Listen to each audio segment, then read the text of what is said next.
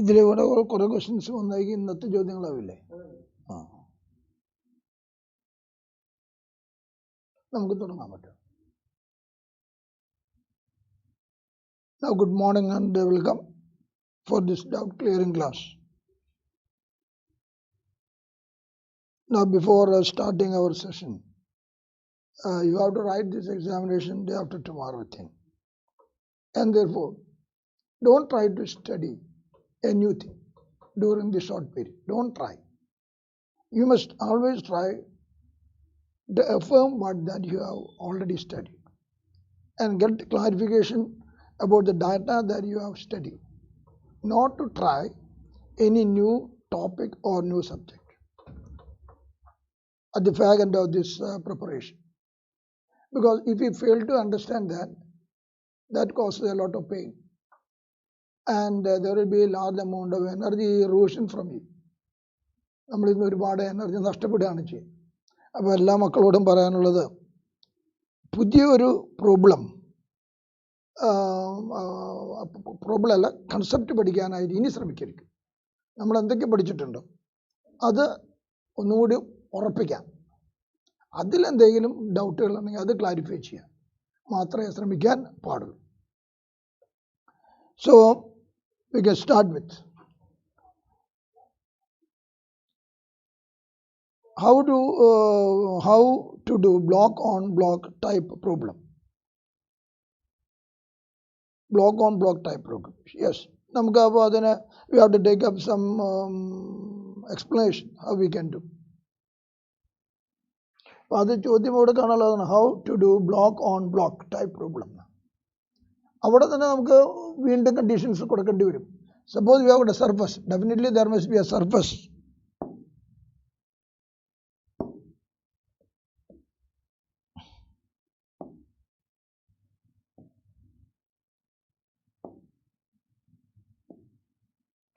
There must be a surface, and it can be smooth or rough as per the problem.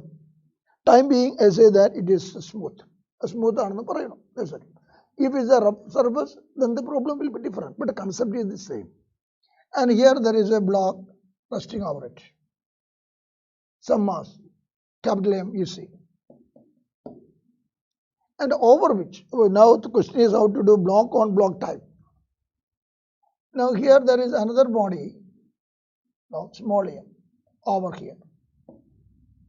And here also, there can be friction and there cannot be friction. And if there is no friction, there is no meaning of proceeding that problem. If there is no friction here there can be friction or no friction. There is some essence for the problem. ഇവിടെ friction ഇല്ലാതെ ആ പ്രോബ്ലത്തിന് പ്രത്യേകിച്ചൊരു എന്താ പറയുക പുതുമയില്ല എന്നർത്ഥം. അപ്പോൾ ഡെഫിനറ്റായിട്ടും ഇവിടെ ഒരു ഫ്രിക്ഷൻ നിങ്ങൾക്ക് എക്സ്പെക്റ്റ് ചെയ്യാം. ഇവിടെ ഉണ്ടാവുകയോ ഉണ്ടാവാതിരിക്കുകയോ ചെയ്യാം എന്നർത്ഥം പറഞ്ഞതിൻ്റെ അർത്ഥം. And now we can apply force. Now in this problem you can apply force on this block. അതിനു മുമ്പ് നിങ്ങൾ പഠിച്ചിട്ടുള്ള ഒരു കാര്യം പെട്ടെന്ന് ഒന്ന് ഓർക്കാൻ ശ്രമിക്കുക. ഒരു ഫ്രീ ബോഡി ഡയഗ്രാം എന്ന് പറയുന്നൊരു കൺസെപ്റ്റ്, FBD. ഫ്രീ ബോഡി ഡയഗ്രത്തിൽ പറഞ്ഞിട്ടുള്ളത്, you have to represent the body and take its mass, and you have to represent only forces acting on that part of a system or that body. Only the forces, external forces or forces applied by other agencies on it. And you should not mark force applied by this body on others. മറ്റുള്ളവർക്ക് കൊടുത്തതൊന്നും പറയാൻ പാടില്ല. ഇതിന് മറ്റുള്ളവരിൽ നിന്ന് കിട്ടിയ ഫോഴ്സുകൾ മുഴുവൻ ഇതിൽ മാർക്ക് ചെയ്യണം. അതാണ് നിങ്ങൾ ഫ്രീ ബോഡി ഡയഗ്രാം ഓർക്കുന്നുണ്ടായിരിക്കും. And that free body diagram can be drawn for a part of a system. ഒരു സിസ്റ്റത്തിൻ്റെ ഒരു പാർട്ടിന് മാത്രം നിങ്ങൾക്ക് വേണമെങ്കിൽ വരയ്ക്കാം. Also, you can draw the free body diagram for the entire system. Entire സിസ്റ്റത്തിനും വേണമെങ്കിൽ വരയ്ക്കാം. നിങ്ങളോട് പറയാണ്, here there is friction is there, say mu1. Here there is a friction is there mu1. And there is no friction timing. Here there is no friction. ഇവിടെ ഞാൻ mu2 എന്ന് എഴുതുകയാണെങ്കിൽ mu2 is equal to 0 say. Oh, there is what will happen? ഇതാണ് ചോദ്യം. What will happen when a force is applied on this block? ഈ block ഈ force apply ചെയ്തപ്പോൾ now you see the small m is a part of an entire system m plus m and you apply a force capital F on the upper block small m. ആ small m ആണ് നിങ്ങൾ ഈ force കൊടുത്തിട്ടുള്ളത്. When this body tried to move, earlier it was a thrust, now it is a tendency for acceleration in the direction of the force if there is net force. Then there will be frictional force generate and frictional force. And frictional force generate here definitely along this direction because tendency of motion along that direction. And how much is that frictional force? Maximum static frictional force. U1 is the Calorimetry friction. And what is the normal action on the floor? Small mg. The normal reaction given by this block on this one is equal to small mg. This one here is n is equal to mg. Then what is the frictional force here? Small f. Frictional force is given by u1 mg. Now we have to study what is the effect that is happening. What is the acceleration effect? What we mean is acceleration.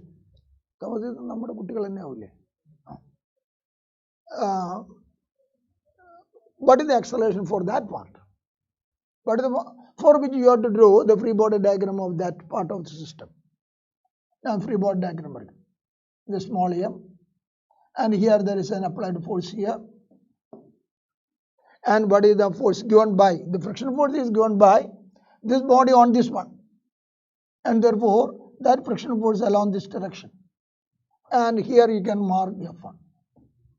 Problem is over. As far as that part is given, our problem is over. Here there is a body of mass M. Capital F is the force there. Small f is the force here. And how you compute the small f? Small f1. Now we mark the small f1. F1 now. mu1 mg. Calculate the formula. Now that is there with us. Now apply Newton law for that part of the system. But it says acceleration is given by net force by mass. Now what is the acceleration of this block? Definitely along this. The applied force capital F. Condition. The applied force capital F if not sufficiently large, or if it is less than this maximum frictional force F1, അതിലും താഴെയാണ് ഞാൻ capital F കൊടുത്തിരുന്നത് എങ്കിൽ when you calculate the net force there, അവിടെ നിങ്ങൾ net force calculate ചെയ്ത് ഒരിക്കലും ബാക്കിലേക്ക് പോകില്ല. കാരണം ഇപ്പോൾ പറയുന്ന കണ്ടീഷൻ വീണ്ടും ഒരു കണ്ടീഷൻ വരികയാണ്, that is capital F is less than the force of maximum friction, static friction here, small f. അങ്ങനെയാണെങ്കിൽ എന്താ സംഭവിക്കുക? നിങ്ങൾ സ്റ്റാറ്റിക് ഫ്രിക്ഷന്റെ പ്രിൻസിപ്പിൾ പഠിച്ചിട്ടുണ്ട്, അല്ല കൺസെപ്റ്റിൽ പറഞ്ഞിട്ടുണ്ട്. Static friction is a self-adjusting one which grow with the external force so that it just balances till the motion starts. അങ്ങനെ നമ്മൾ പഠിച്ചാണേ. അപ്പോൾ നിങ്ങൾ കൊടുത്തിട്ടുള്ള ഈ capital F suppose is less than maximum frictional force, then what is going to happen is the capital F is less. Therefore, small f1 that I marked there will not attain their maximum limited frictional force. That's it. Capital F. In that case, capital F and the frictional force here generated, which is not equal to mu on mg, but that is sufficient enough to balance capital F. So what is the net force? Zero. Zero. അങ്ങനെയാണെങ്കിൽ ഈ block ഇതിന് മുകളിൽ accelerate ചെയ്യില്ല. അപ്പോൾ ആദ്യ condition പറഞ്ഞു, that is capital F is very small, less than small f1, then what will happen? There will be no. അപ്പോൾ ഇനി ഞാൻ ആക്സലറേഷൻ കാൽക്കുലേറ്റ് ചെയ്യുമ്പോൾ എന്താ formula? Acceleration is given by net force f minus f1 by m എന്നാണ്. Acceleration of this part പിന്നെ മാത്രം for the acceleration of this part over that block ഞാൻ എഴുതി വെച്ചിട്ടുണ്ട്. ഇനി ഇവിടെ ഒരു കണ്ടീഷൻ പറയുക, but this f1 never exceed capital F. ഒരിക്കലും ഉണ്ടാവില്ല because it's static friction. Then what is going to happen? Capital F that you applied and small frictional force generated here sufficient enough to balance so that this numerator becomes zero. So there will be no acceleration on this of this block on this block. ഈ ബ്ലോക്കിന് മുകളിൽ acceleration ഇല്ല. Then what they remain as a single body. ഒരൊറ്റ body ആയിട്ട്. പിന്നെ എന്ത് സംഭവിക്കുന്നതാണ്? If there is no friction, ഇവിടെ ഫ്രിക്ഷൻ ഇല്ല എന്ന് നമ്മളോട് പറഞ്ഞിട്ടുണ്ട്. Then think this one entire system ഇതെല്ലാം കൂടി ഒറ്റ സിസ്റ്റമായിട്ട് കണ്ടു. അതിൻ്റെ free body diagram if you draw what is in the second case, അതായത് ഇപ്പോൾ എന്താ പറഞ്ഞേ, സ്മോൾ എഫ് കുറവാണെന്നാണ്, കുറവാണ്. അപ്പോൾ there is no relative motion of this block over here, ഇതിന് മുകളിൽ ആക്സലറേഷൻ ഇല്ല. പിന്നെന്ത് സംഭവിക്കാം, സംഭവിക്കാമെന്ന് ചോദിച്ചു കഴിഞ്ഞാൽ ഇവിടെ ഫ്രിക്ഷൻ ഇല്ലെങ്കിൽ this one is going to act as a single body. അപ്പോൾ അതിൻ്റെ ഫ്രീ ബോഡി ഡയഗ്രാം വരയ്ക്കും. അത് free body diagram of that single unit M plus M total mass. ഇനി അതിനുള്ള ഫോഴ്സുകൾ എന്താണ്? അതിനുള്ള force there is applied force F is there. ഇനി when you consider this as a single system, ഒരു single system ആയിട്ട് കാണുമ്പോൾ the frictional force, contact force, frictional force given by capital M or small m is F1 along this direction. Then in turn by third law, there will be the same contact force on capital M by small m along this direction.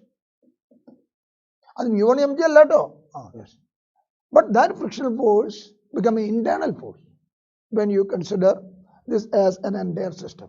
Entire system ആയിട്ട് നിങ്ങൾ കാണുമ്പോൾ അത് എല്ലാം കൂടി ഒറ്റ body, കാരണം ഇത് internal force ആയിട്ട് മാറും. അപ്പോൾ അതിൻ്റെ ഫ്രീ ബോഡി ഡയഗ്രത്തിൽ ഇത് മാത്രമേ എനിക്ക് മാർക്ക് ചെയ്യാനുള്ളൂ, ഇത് മാത്രമേ mark ചെയ്യാനുള്ളൂ, because there is no other force acting on the system. അപ്പോൾ definitely there will be acceleration for the combined system. And what is the acceleration of the combined system? ഇതുണ്ടാവണമെങ്കിൽ mu2 0 ഡോ mu2 0 ആണെങ്കിൽ acceleration of combined system is equal to basic formula net force by total mass F by m plus c. അതായത് there will be no relative acceleration for small m over capital M. അതിന് മുകളിൽ relative acceleration ഇല്ല, പകരം entire block as a single unit accelerate with what acceleration? Capital F by capital M by plus small m. അപ്പോൾ അതിൽ numerical data നിങ്ങൾക്ക് തന്നിട്ടുണ്ടാവും, ഇവിടുന്ന് പുള്ളി force തന്നിട്ടുണ്ടായിരിക്കും, പിന്നെ ഇതിന് മാസ് തന്നിട്ടുണ്ട്. അപ്പോൾ എൻ്റെ സിസ്റ്റത്തിൻ്റെ ആക്സലറേഷൻ കിട്ടി. But there will be no relative acceleration if this is the situation. ഇനി ഇതിലുള്ള അടുത്ത സബ് ഡിവിഷൻ എന്താ പറയുക, ഇവിടെ ഫ്രിക്ഷൻ ഉണ്ട്. ഈ പ്രോബ്ലത്തിൽ ഇവിടെ റിലേറ്റീവ് ആക്സലറേഷൻ ഇല്ല, പക്ഷെ ഇനി പറയുന്നത് ഇവിടെ ഫ്രിക്ഷൻ ഉണ്ട്. അപ്പോൾ ചെറിയൊരു മാറ്റമുള്ള ആ ഭാഗത്ത് ഇവിടെയും കൂടി ഫ്രിക്ഷൻ ഉണ്ട്, അതായത് mu2 0 അല്ല എങ്കിൽ എന്താ മാറ്റം? when this single unit with the mass how much m plus m begin to accelerate along this direction, and accelerate ചെയ്യുന്നു എങ്കിൽ there will be frictional force come here F2 here, small f2. How much is that? Mu n. Here n is equal to m plus mg, and therefore that is equal to mu2 m plus m into g. This is the frictional force here, F2. Of F2 you can calculate what the coefficient of friction, the given data m plus small m data is known to us, then you can calculate here. Now free body diagram ചെറിയൊരു മാറ്റം വരും. കാരണം എന്താ, for the entire system now capital F is the force applied by you, and this is the friction force generated along this direction. ഇതിനകത്ത് ഞാൻ മാറ്റി ഈ കണ്ടീഷനിൽ ഇതിൻ്റെ ഫ്രീ ബോഡി ഡയഗ്രം ഞാൻ വരച്ചാൽ ഇത് m plus m, ഇത് നിങ്ങൾ അപ്ലൈ ചെയ്ത force. Here the friction force and the bottom region, that is F2 mu2 into m plus m into g. Then what is the net acceleration? Net acceleration അപ്പോൾ ഇതാവില്ല, അതിൽ കുറയും ഉറപ്പായിട്ടും. How much is the net acceleration now? Acceleration is given by net force F minus F2. F2 is equal to mu2 into m plus m into g divided by the total mass, that is equal to m plus m.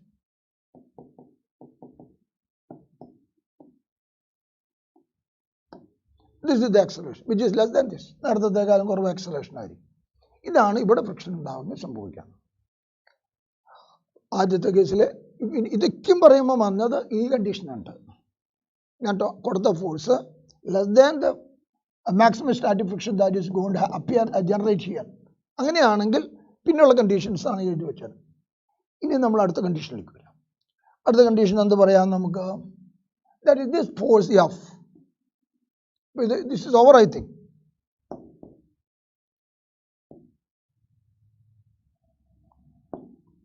അടുത്ത condition ഞാൻ ഇതേ എടുക്കണു. Capital F applied is greater than the maximum static frictional force that is going to generate between. അപ്പോൾ വീണ്ടും ആ പടം ഒന്നുകൂടി വരയ്ക്കണം.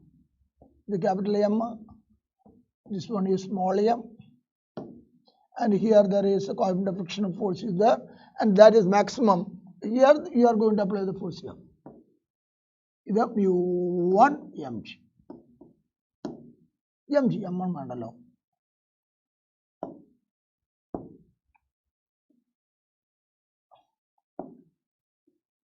mu1 mg, that is the frictional force here.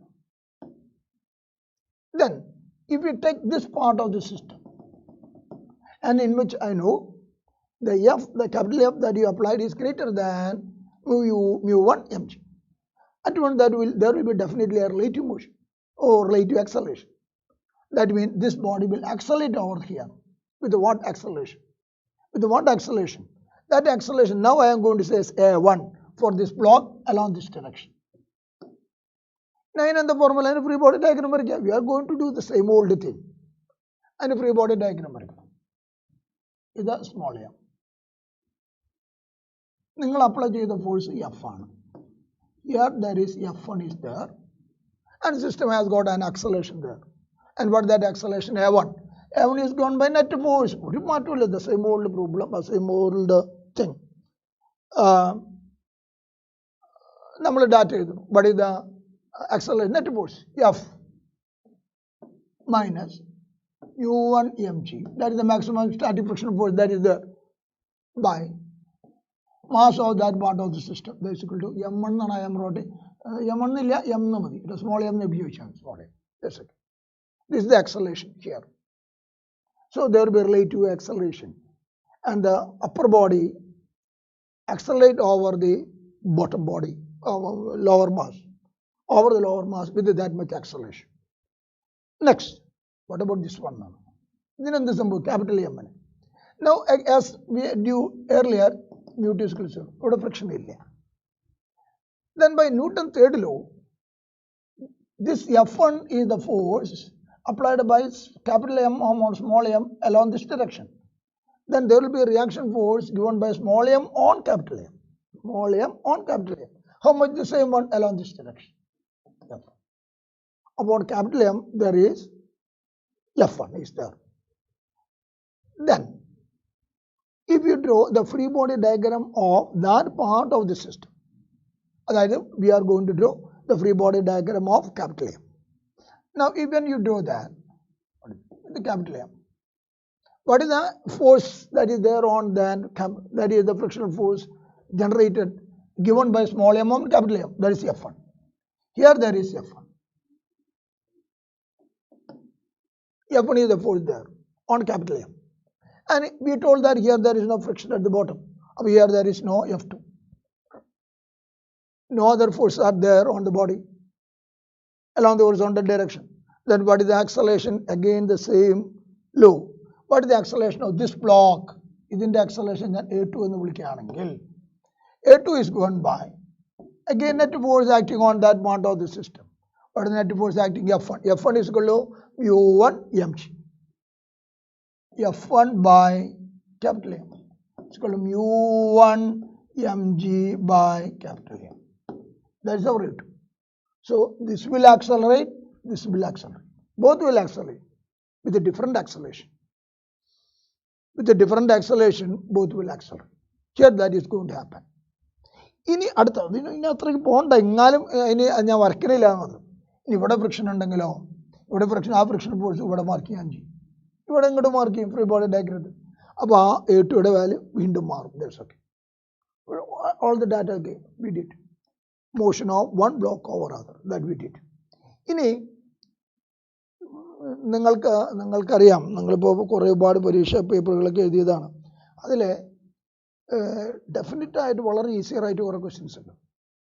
കഴിഞ്ഞു പോയ ഏതെങ്കിലും നിങ്ങളിപ്പോൾ ഇനി JEE-യുടെ കുറേ പേപ്പർ നിങ്ങൾ ചില ക്വസ്റ്റ്യൻസ് നിങ്ങൾക്ക് ടിപ്പ് എന്ന് പറഞ്ഞാൽ ആൻസർ ചെയ്യാവുന്നുണ്ടോ. ചിലത് എത്ര തന്നെ കഷ്ടപ്പെട്ടാലും ആൻസർ ചെയ്യാൻ പറ്റാത്തതിനകത്തുണ്ട്. Mathematical logic ഒരുപാടുള്ളതുണ്ട്. ഇതേ കാഴ്ചപ്പാട് ആ ഡിഗ്രിയിലല്ല എങ്കിലും നിങ്ങൾക്ക് ഈ വരുന്ന എക്സാമിനേഷൻ ഉണ്ടായിരിക്കും. എല്ലാ പേപ്പറിൻ്റെയും യൂണിവേഴ്സൽ നേച്ചർ അങ്ങനെയാണ്. അപ്പോൾ you must prepare in such a way that definitely attempt all the easier questions first. നിങ്ങൾക്ക് ഒറ്റ ഗ്ലാൻസിൽ തന്നെ ഇതെനിക്ക് പറ്റും എന്നുള്ളതിന് ഒരു ഇത്ര കാലമായതല്ലേ, അങ്ങനത്തെ ചോദ്യങ്ങളൊക്കെ നന്നായി ചെയ്യണം. നോളജ് ടൈപ്പ്, സിമ്പിൾ ടൈപ്പ് ഒക്കെ. അത് കഴിഞ്ഞിട്ട് ആ വലിയ വലിയ മീനുകൾക്ക് മുതലായ്മയ്ക്ക് കയറി പിടിക്കാൻ പാടുള്ളൂ. Because that way may be time consuming. അത് ടൈം കൺസ്യൂമിങ് ആവും. നമുക്ക് ആൻസർ കിട്ടിയിട്ട് കാര്യമില്ല, ഒരുപാട് ടൈം പോയി, 10 ക്വസ്റ്റ്യൻ്റെ ടൈമോ പോയി ഒരു ആൻസർ കിട്ടാൻ. We will be A loser. അപ്പോൾ ഡെഫിനറ്റ്ലി അപ്ലൈ ദിസ് സെലക്റ്റീവ്. ഇതൊരു മത്സരമാണ്. അപ്പോൾ അതിൽ ഏറ്റവും ഈസിയർ എല്ലാം ചെയ്യണമെന്ന് വാശി പിടിച്ചിട്ടൊന്നും പോകണ്ട. എല്ലാം ചെയ്യാൻ പറ്റിയ ഗുഡ്. ഇവിടെ ആ വാശി പാടില്ല. പക്ഷേ എനിക്കറിയുന്നത് എല്ലാം ഞാൻ ചെയ്യണം, ആ വാശി ഉണ്ടാവണം. എനിക്കറിയുന്നത് എന്നുള്ളത്, ആ അറിയുന്ന എല്ലാ ചോദ്യങ്ങളും വളരെ മാക്സിമം നമ്പർ ചെയ്യണം. അതിൽ ഏറ്റവും ഈസിയർ ആയത് ആദ്യം ചെയ്ത് വേണം പോകാനായിട്ട്. അപ്പോൾ ഇനി അടുത്ത ഞാൻ ഇനി പറയാൻ പോകുന്നത് എന്താ, ഇനി അടുത്തൊരു ചോദ്യം ചോദിക്കാവുന്നത് ഇതിൻ്റെ നീളം നോക്കിയിരിക്കും. ഈ പ്രോബ്ലത്തിൽ ഇത് 8 തന്നു, ഇത് A1 ഞാൻ കാൽക്കുലേറ്റ് ചെയ്തു. പ്രോബ്ലം നീട്ടണമെങ്കിലാണ്, പ്രോബ്ലം മാറ്റി ചോദിക്കുകയാണ്. ചോദിക്കുന്നത് ഇതെങ്ങനെയാണ്, what is the time taken by this body slow to fall over this one. ഇതിന് നീളം തരും. ഇത് ലാർജ് ബ്ലോക്കാണ്, അതിൻ്റെ ലെങ്ത് തന്നുണ്ടോ, ഈ ബ്ലോക്കിൻ്റെ ലെങ്ത് തന്നുണ്ടോ. ഇവിടെ ആയിരുന്നു സ്മോൾ എം. ഈ ഫോഴ്സ് പിടുത്ത് വലിച്ചിട്ട് പറയണ ഇതിൽ നിന്ന് അത് ഡിറ്റാച്ച് ചെയ്ത് പോകാൻ എത്ര സമയം എടുക്കുന്നു. അപ്പോൾ ഞാൻ എന്ത് ചെയ്യും, ഇതിൻ്റെ ആക്സലറേഷൻ കണ്ടു A1, ഇതിൻ്റെ ആക്സലറേഷൻ ഇങ്ങോട്ട് കണ്ടു A2. What is relative acceleration? A1 minus A2. Relative acceleration is A1 minus A2. ഇനി 1 dimension മോഷൻ്റെ പ്രോബ്ലം ആക്കാൻ പറ്റും. S is equal to U is equal to 0 starting from rest. A is equal to A relative. അത് നിങ്ങളിവിടെ calculate ചെയ്താൽ സഞ്ചരിക്കേണ്ട ദൂരം, ഇതിൻ്റെ length, time എത്രയാണ്, അതിന് വീണ് പോകാൻ ഞാൻ S is equal to UT plus half AT square. അവിടെ A എന്ന് പറയുന്നത് ഇതിൻ്റെ റിലേറ്റീവ് ആക്സലറേഷൻ ആണ്. That's okay, and you can do the problem. So that is over I think. Block diagram. അടുത്ത ചോദ്യം, sir, interference from thin film and single slit diffraction.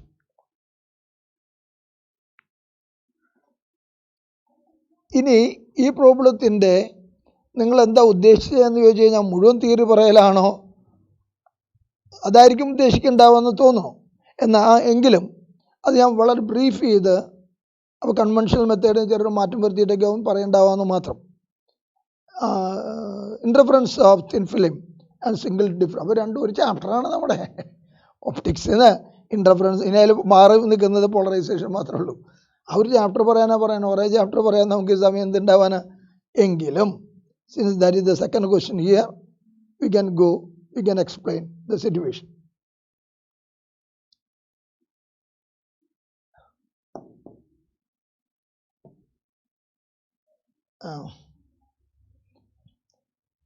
Superposition principle എന്ന് ഞാൻ പറയുന്നത് കാരണം ഇൻ്റർഫറൻസ് ഓഫ് തിൻ ഫിലിം അല്ലേ. അപ്പോൾ സൂപ്പർപോസിഷൻ്റെ കൺസെപ്റ്റുകളും I max, I minimum, A1 plus A2 whole squared by A1 minus A2 whole square ആശയങ്ങളൊന്നും ഞാൻ ഇവിടെ ഇൻവോൾവ് ചെയ്യിക്കണില്ല. സിംഗിൾ സ്ലിറ്റ് ഇൻ്റർഫറൻസിൽ there is a source slit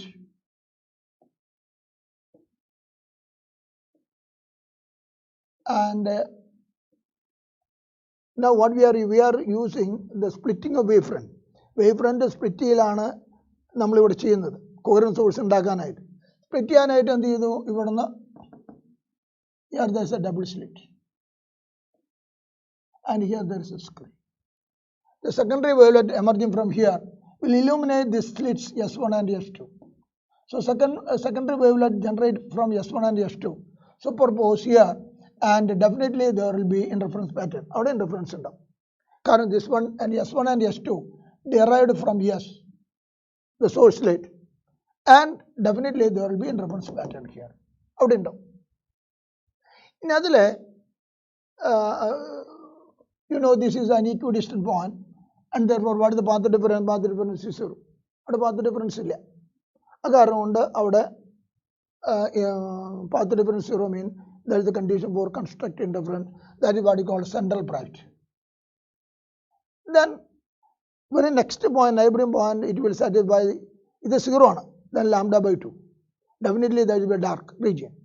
Then again the path difference between the wave from here and here increases, and therefore here there will be dark, again there will be bright, dark, bright, etc. Pattern can be seen on the screen. ഇതിനാണ് നമ്മൾ interference pattern എന്ന് പറയുന്നത്. ഇനി ഇത് കിട്ടണമെങ്കിൽ ഒരു condition ഉണ്ട്. ഇങ്ങനെ ഒരു പാറ്റേൺ കിട്ടണമെങ്കിൽ ഡിഫ്രാക്ഷൻ്റെ ഒരു ആശയം വരും. അതായത് ദ സോഴ്സ് സ്ലിറ്റ് അതൊരു സിംഗിൾ സ്ലിറ്റാണ്. അത് ഇന്റർഫറൻസിലെ diffraction is also involved in interference experiment. The source സ്ലിറ്റിൽ നിന്ന് വരുന്ന അതിൻ്റെ ഡാറ്റ ഞാൻ വീണ്ടും പറയാം. ഡിഫ്രാക്ഷൻ നിങ്ങൾ ചോദിച്ചിട്ടുണ്ടല്ലോ. അപ്പോൾ എന്നാൽ ഇവിടെ വെച്ചാൽ ഈ കണ്ടീഷൻ കാണിക്കാനാണ്.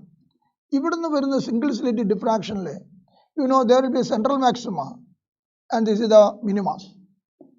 First secondary minimas, the central maxima.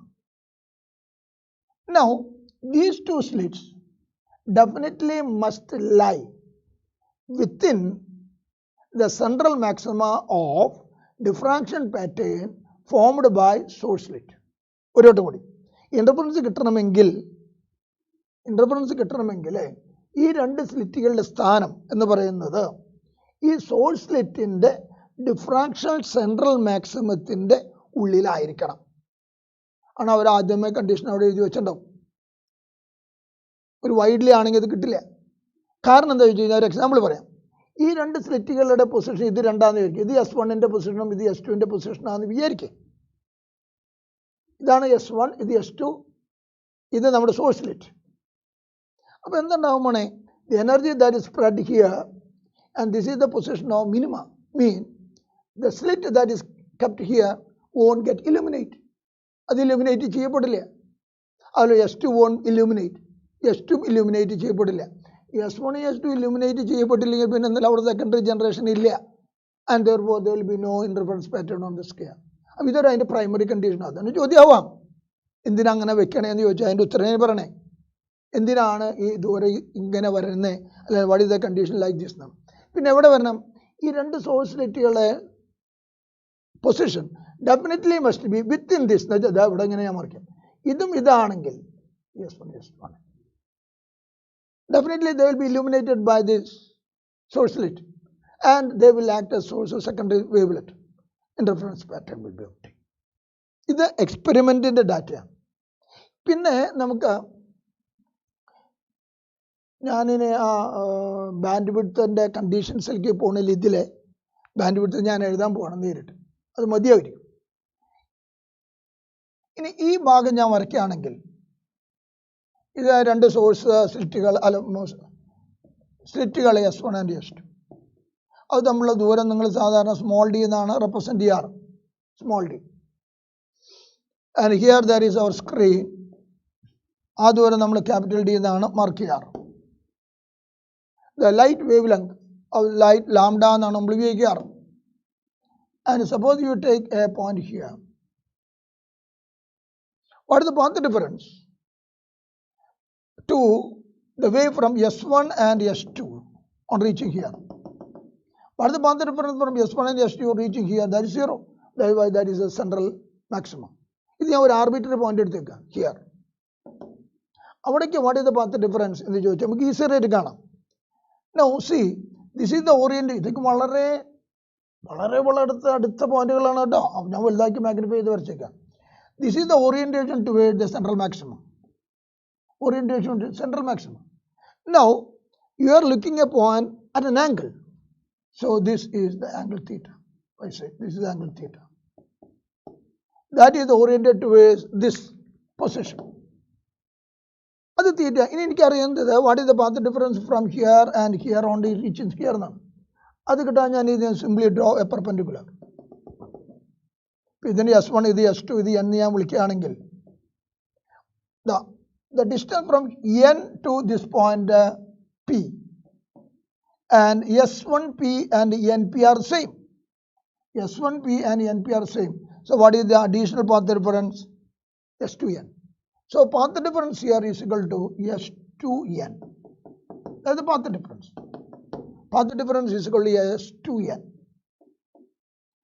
S2N എന്താണെന്ന് ചോദിച്ചാൽ look at the right angle triangle. ഈ ആംഗിൾ തീറ്റയാണ്, ഈ ആംഗിൾ തീറ്റ. ഈ റൈറ്റ് ആംഗിൾ ട്രയാങ്കിൾ എടുക്കുക. The S1, S2, N. S1, S2, N. In that right angle triangle, what is this? This is the opposite side. And therefore, this is the hypotenuse. Therefore, what is S2N? D sin theta. അപ്പോൾ നമുക്ക് path difference കിട്ടി. The path difference S2N is equal to D sin theta. D sin theta. If sin theta is small, sin theta is equal to theta. Because small, and therefore D theta എന്ന് വേണം എഴുതാം. That is the path difference.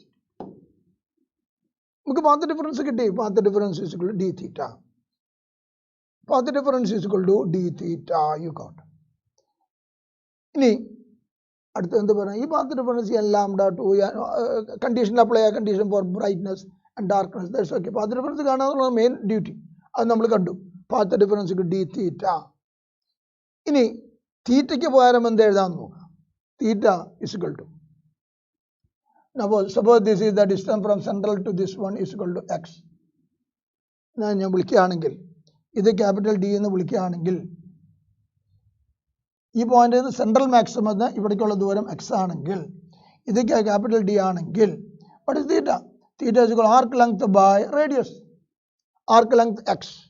Therefore d x arc length by radius. So the path difference is given by dx by d. ഇതൊക്കെ നിങ്ങൾ പഠിക്കേണ്ട ഫോർമുലകളാണ്. At any point on the screen, what is the path difference? Dx d by d. Dx by d. Small d is the separation between the state and capital D is this distance. ഇനി എന്ത് വേണം? ആ point bright ആണെന്ന് പറയണം.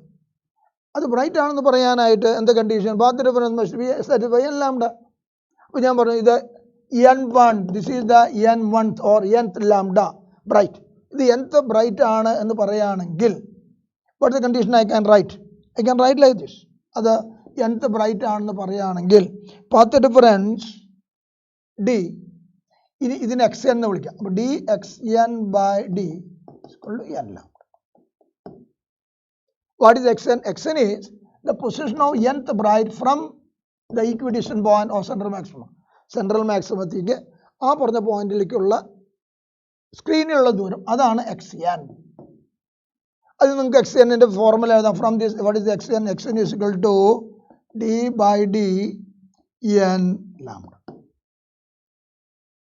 ഇനി ഇത് xn ആണെങ്കിൽ ഇത് തൊട്ട് അപ്പുറത്ത് ജസ്റ്റ് നൈബറിംഗ് ബ്രൈറ്റ് ആ ദൂരം എന്തായാലും ഇത് xn ആണെങ്കിൽ ഈ ദൂരം ഞാൻ വിളിക്കാൻ പോകുന്നത് xn plus 1.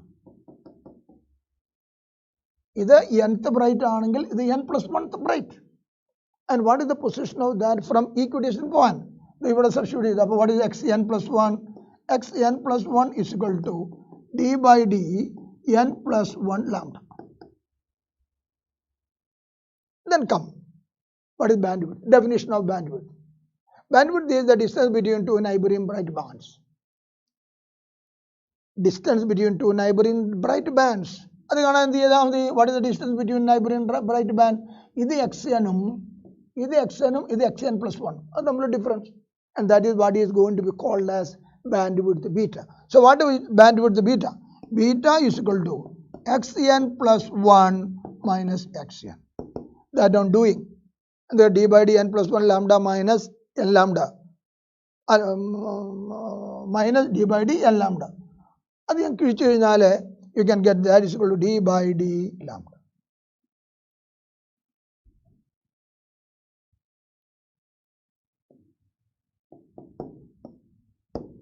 Subtracting beta is equal to d. ഇതാണ് നിങ്ങൾ ബാൻഡ് വിഡ്ത്ത് എന്ന് പറഞ്ഞ് പഠിക്കുന്നത്. ഓർക്കണ്ടായിരിക്കും. Beta is equal to d by d lambda.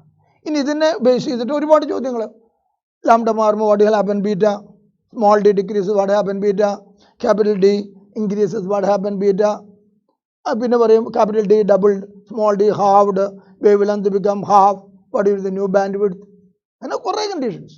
ഇതൊക്കെ ഇതിൻ്റെ ഔട്ട്കമാണ്. നമ്മളോട് ചോദിച്ചോ interference from thin film, interference from thin film and single slit. This is the interference. ഇനി അടുത്ത ചോദ്യം ഇൻ്റർഫറൻസ് ഫ്രം തിൻ ഫിലിമാണ്. ഇൻ്റർഫറൻസ് ഫ്രം തിൻ ഫിലിമിൽ നിങ്ങൾക്ക് തിയറി ഇല്ലാത്തതാണ്. അപ്പോൾ തിയറി പഠിക്കേണ്ട ഒരു ആവശ്യമേ ഇല്ല.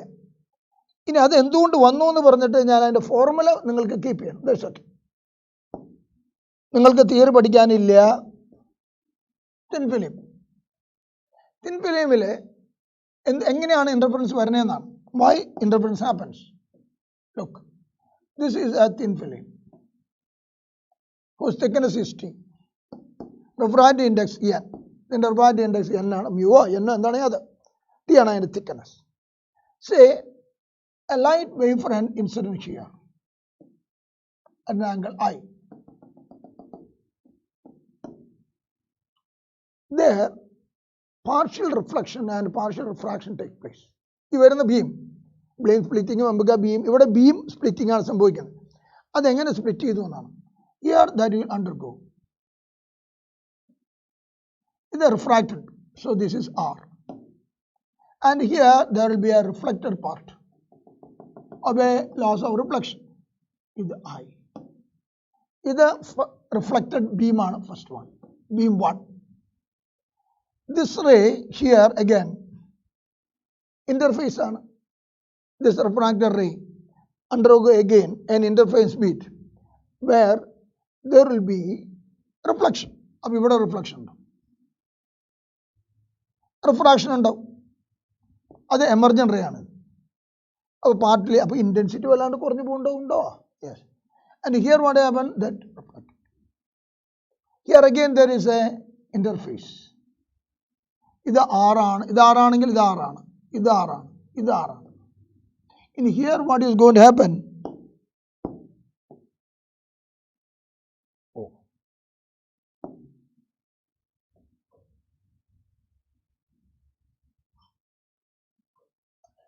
No. Now here what happens? There is interface again get reflected and refracted. അപ്പോൾ ഇവിടെ refracted. ഇത് beam 2 reflected. നിങ്ങൾക്ക് ഇത്ര വരെ മതി. Now for an observer who observed, he received these two beams. ഈ രണ്ട് ബീമുകൾ വരുന്ന 1 and 2. Strictly speaking, they generated from the same beam. ഈ ബീമിൽ നിന്ന് സിംഗിൾ സോഴ്സിൽ നിന്നാണ് അത് രണ്ടും കിട്ടിയത്. അപ്പോൾ beam splitting took place. Now you have got two beams and they are coherent. They interfere. Then നേരത്തെ പറഞ്ഞ പോലെ you have to find the path difference. ആ path difference നോക്കുക, ഇവിടെ ഒരു ഡെൻസർ മീഡിയത്തിൽ നിന്ന് റിഫ്ലക്ഷൻ ഉണ്ട്, അത് ഇങ്ങോട്ട് വരുന്നു ഒരു ബീം. രണ്ടാമത് റിഫ്രാക്ട് ചെയ്ത മീഡിയത്തോടെ വീണ്ടും മീഡിയത്തോടെ ഒന്ന് എമർജ് ചെയ്തു. ഇവർ രണ്ടുപേരും തമ്മിൽ ഈ ദൂരം, ഇത്രയും ദൂരം, രണ്ടാമത്തെ ബീം, അത് രണ്ടും തമ്മിൽ വെറുതെ പാത്ത് ഡിഫറൻസ്. ആ പാത്ത് ഡിഫറൻസ് ഒന്നും നമുക്ക് പഠിക്കാനില്ലാത്തതാണ്. പക്ഷേ as a entrance student you have to study the formula. What is the path difference caused by this activity? The path difference caused here physical path difference. കാരണം ഈ beam മീഡിയത്തിലൂടെയും കടന്നിട്ട് വേണം പോരാൻ. ഇത് ഇവിടുന്ന് റിഫ്ലക്ട് ചെയ്ത് വരികയാണ്. So what is the path difference between the two beams? അതിന് നമ്മൾ ഫോർമുല അസ്യൂം ചെയ്യാം. That path difference, calculated path difference, here calculated, physically calculated path difference is given by 2nt cos r, path difference. This theoretical calculation give you path difference between the two beams 1 and 2 is equal to 2nt cos r, where n is the refractive index of that film, T is the thickness of the film, R is the angular refraction which depend on I by Snell's law. Sin I by sin R is equal to n. അപ്പോൾ R എന്ന് പറയുന്നത് അതിനനുസരിച്ച് depend ചെയ്യുന്ന സാധനമാണ്. Anyway Kosa. ഇത് ഇനി ഞാൻ എന്താ പറയാൻ പോണെന്ന് വെച്ച് കഴിഞ്ഞാൽ, this is actually calculated path difference ആണ്. Actual path difference is, since there will be a reflection or whenever reflection take place from a denser medium interface, that process itself will introduce an additional path difference lambda by 2. Inversion എന്ന് പറയും. നിങ്ങൾ common emitter ആംപ്ലിഫയറിൽ കേട്ടിട്ടുണ്ടോ? Input output എന്ന phase difference of pi. അതേപോലെ തന്നെയാണ്. whenever a reflection take place from a denser medium, due to that activity, ആ reflection എന്ന് പറഞ്ഞ ആക്ടിവിറ്റി നടന്നതിൻ്റെ പേരിൽ മാത്രം എവിടെ നിന്ന് from A denser medium interface, that itself will introduce an additional path for this beam. അത് നിങ്ങൾക്ക് ജോമെട്രിക്കലായിട്ട് കാണാൻ പറ്റില്ല, അത് തിയററ്റിക്കലായിട്ട് നമ്മൾ ഇൻട്രൊഡ്യൂസ് ചെയ്യണം. കാരണം എന്ത് പറയും? Because there is A reflection took place from a denser medium interface. So what is the actual path difference? actual path difference is equal to 2nt cos r. Again, there is lambda. This is the actual path difference between these two BB for an observer on reflected light. If this path difference 2nt cos r minus lambda by 2 satisfy L lambda, that L lambda satisfy chidal, then there is a condition for brightness. अब इन lambda पर divide प्रति कोण हुआ. अब condition for brightness in reflected light. Condition for brightness in reflected light. Reflected light. ഞാൻ എഴുതിയാൽ 2nt cos r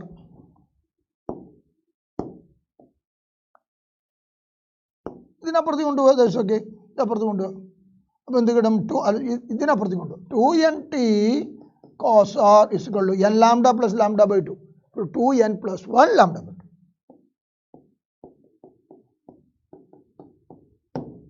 This is the condition for brightness. അപ്പോൾ നമുക്ക് ഇനി ഉത്തരം ഞാൻ when you look on a thin film, the reflected light for that orientation, for having that much refractive index and that much thickness, for that much orientation, നിങ്ങൾ നോക്കുന്ന angle അതനുസരിച്ച് ആറ് മാറുന്നർത്ഥം.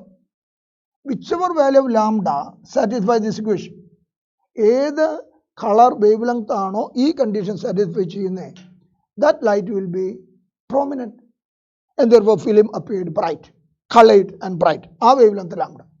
നിങ്ങൾ കണ്ണൊന്ന് വെട്ടിച്ചു എന്ന് വിചാരിക്കാം. വേറെ ഒന്നും ചെയ്തില്ല, കണ്ണൊന്ന് വെട്ടിച്ചു. കണ്ണ് വെട്ടിച്ചാൽ എന്താ സംഭവിക്കാമെന്ന് ചോദിച്ചാൽ, കണ്ണ് വെട്ടിക്കുമ്പോൾ നിങ്ങളുടെ ഐ മാറുകയാണ്.